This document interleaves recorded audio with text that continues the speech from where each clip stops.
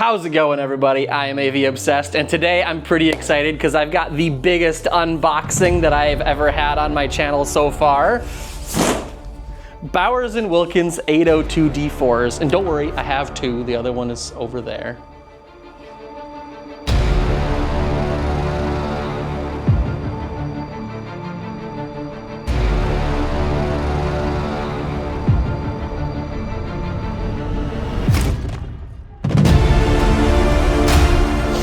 Okay, so my plan is to just slide the straps off of here because I would like to be able to reuse these to put the boxes back together when I store these boxes. So that came off pretty easily. Hopefully they both are like that. Oh yeah, no problem there. These are 200-pound speakers, so I am glad I own a furniture dolly for moving these things. If you want to try to get the camera in here for this uncapping. So you can see they have some pretty crazy foam in here.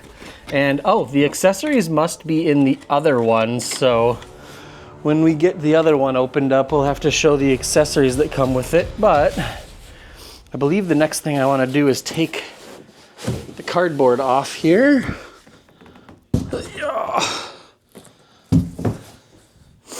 That was pretty easy. And there we go. I would love it if I have the only unboxing video for Bowers & Wilkins 800 series speakers on YouTube. I doubt I will have the only one, but yeah, I bet there's not too many. So if you guys look closely at this is some pretty crazy foam they have here. Like, obviously they want you to keep these speakers upright and, like, you know, be very careful with them when you're moving them around. But that does look like they've got some pretty awesome protection there from being moved around too aggressively. Fun little cardboard tubes there. All right, here we go. Ready? Oh yeah. Yeah, this is awesome. Oh, oh, that's the grills, I'm sure. I don't know if I'll even bother to open up the speaker grills because I am never gonna put these things on. If you guys have seen the grills for these, they're just tiny little things that cling magnetically to the trim rings around the woofers and the mid-range. So probably not gonna ever put those on the speakers. Now, the tweeter.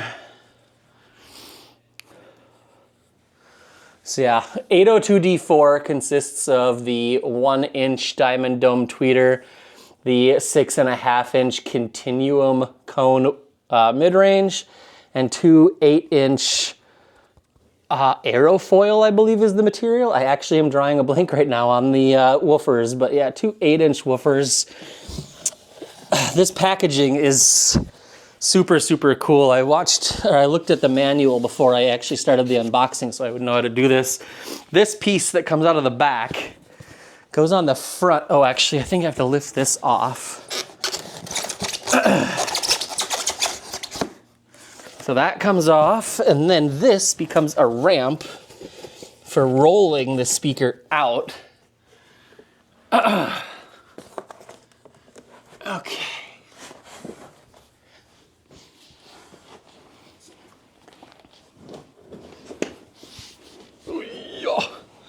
There. And that's it.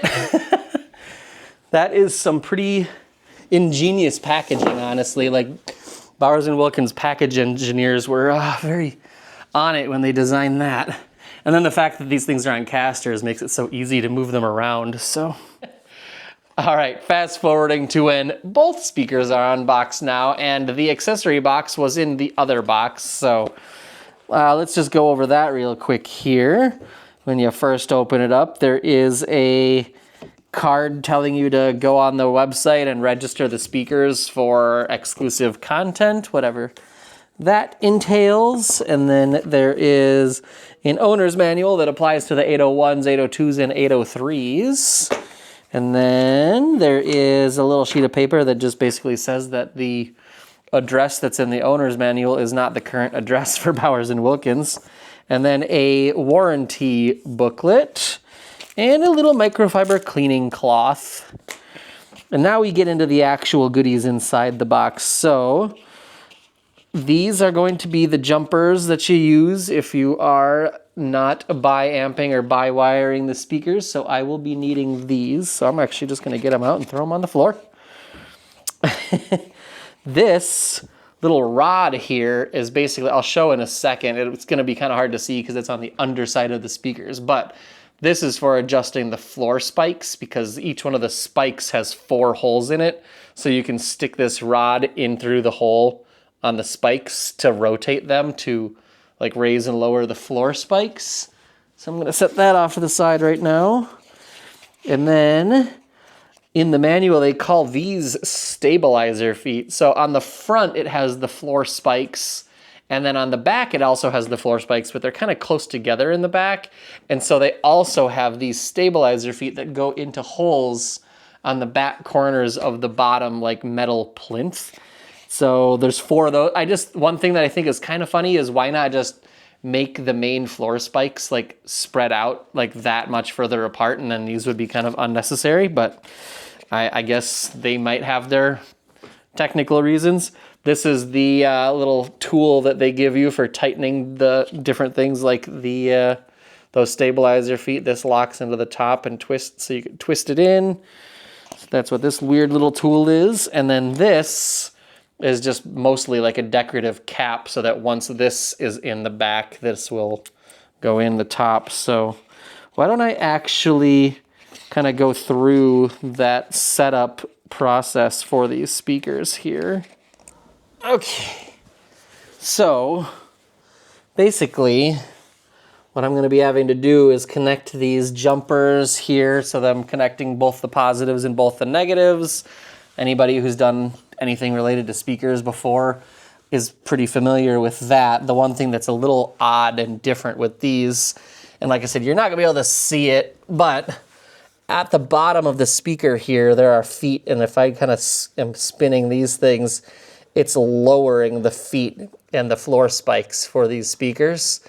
Yeah, I'm sure you can't see underneath the speaker like that right now, so that's not really a good demonstration. And then the last thing that you do once you figure out the position of the speakers really, really well, these go in here, and you can start it with your fingers, and then that weird little tool goes in like that, and so then you can lower those rear stabilizer feet down until they're making firm contact with the floor. And then one of these little decorative caps just goes into that and screws in until it's flush with the metal plinth. I'm not going to actually go in and do it all right now because this is obviously not the final location for the speakers. So as you can see, I've got some setting up and tuning to do to get these things sounding their best. But if you guys want to see that and hear my opinion about the speakers when I do the review later on, make sure you like and subscribe.